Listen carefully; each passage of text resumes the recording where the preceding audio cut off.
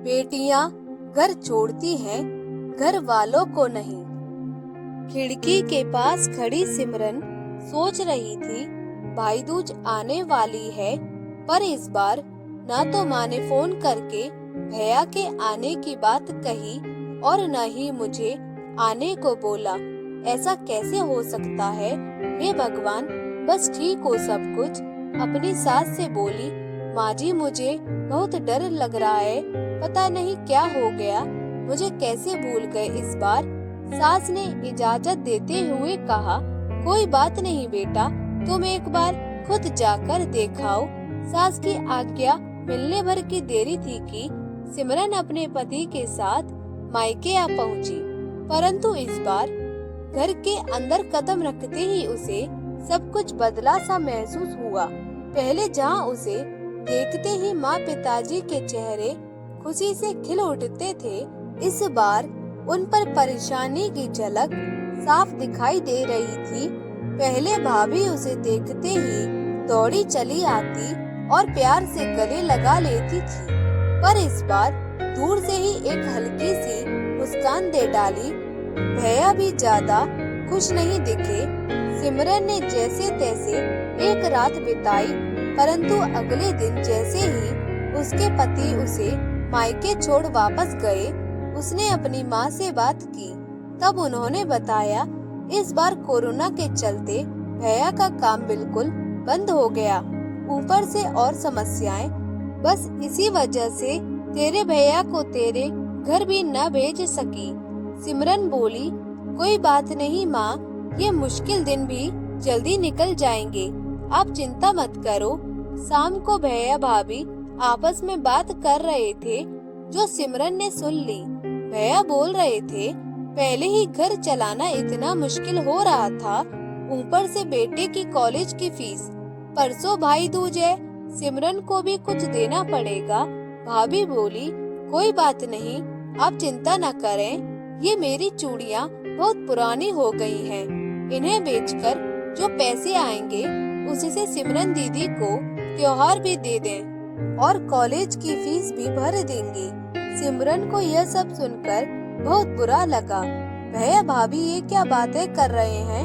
क्या मैं यहाँ उनको तंग करके कुछ लेने के लिए ही आती हूँ? वह अपने कमरे में आ गई।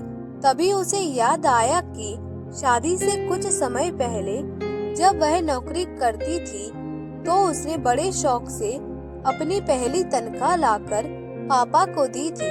तब पापा ने कहा था, ये पैसे अपने पास ही रख ले बेटा, मुश्किल वक्त में काम आएंगे।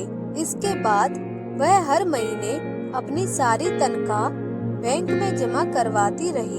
शादी के बाद जब भी मायके आई तो माँ ने उसे पैसे निकलवाने को कहा, पर सिमरन हर बार कह देती कि अभी मुझे जरूरत नहीं, पर आज उन पैसों की उसके परिवार को जरूरत है।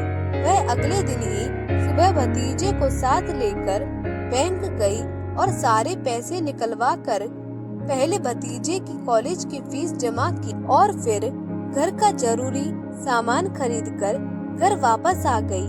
अगले दिन जब भैया का टीका किया तो भैया ने भरी आंख से उसके हाथ 100 का नोट रखा। सिमरन मना करने लगी तो भैया बोले, ये तो शगुन है पगली, मना मत करना।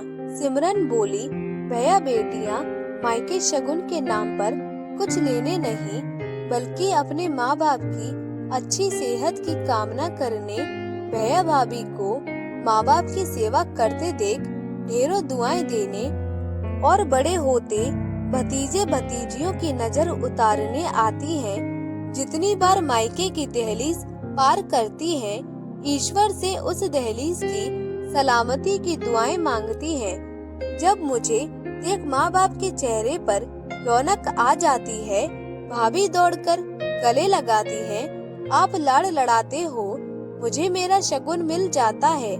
अगले दिन सिमरन ने मायके से विदा लेकर ससुराल जाने के लिए जैसे ही दहलीज के पार कदम रखा कि भैया का फोन बज उठा। उन्हें अपने व्यापार के लिए बहुत बड़ा ऑर्डर मिला था।